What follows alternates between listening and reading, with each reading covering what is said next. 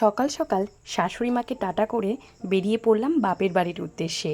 টোটো চলে এসেছে, এখন টোটোতেও উঠে পড়েছি। টোটো করে এখন চলে যাচ্ছি নবদ্বীপ ঘাটে।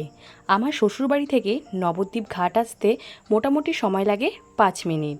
ঘাটে আমি চলে এসেছি, এখন টিকিট কাউন্টার থেকে টিকিট কেটে নেব।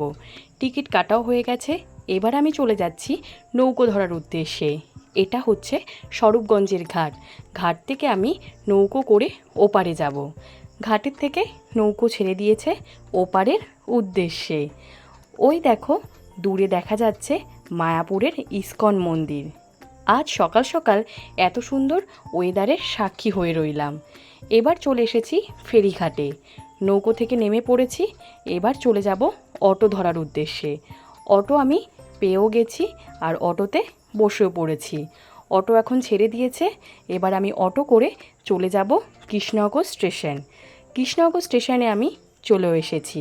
নবদ্বীপ ঘাট থেকে কৃষ্ণনগর স্টেশন আসতে মোটামুটি 40 মিনিট মতো টাইম লাগে।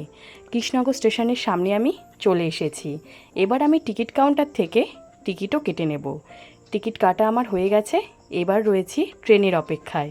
ট্রেন চলে এসেছে আর ট্রেনের মধ্যেও উঠে পড়েছি। আর এখন আমি বসে রয়েছি ট্রেন ছাড়ার অপেক্ষায়।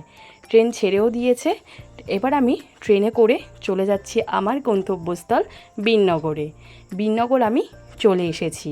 কৃষ্ণনগর স্টেশন থেকে বিননগর আসতে মোটামুটি 15 মিনিট মতো টাইম লাগে। বিননগর স্টেশন থেকে বেরিয়ে পড়েছি, এবার আমি বিননগরের রেল বাজারে চলে এসেছি।